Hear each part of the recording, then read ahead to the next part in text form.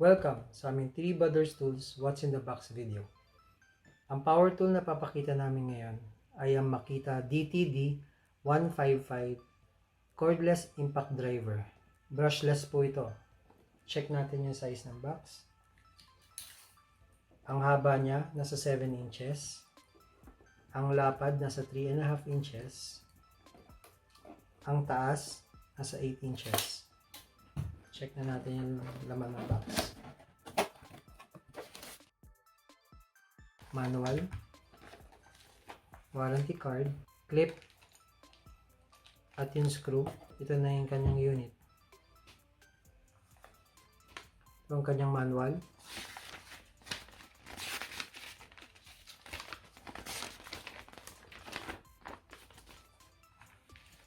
Ito kanyang warranty card.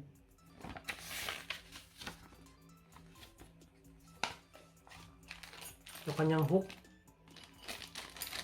Kasama yung screw. Ito na ang unit. Dito po kinakabit yung screw bit. Hinihila lang po. Ito yung kanyang forward and reverse. Ito ang kanyang trigger. Dito may LED light. Dito kinakabit po yung battery. 18 volts. May tatlong modes po siya. Isang hard mode, soft mode, tsaka auto mode.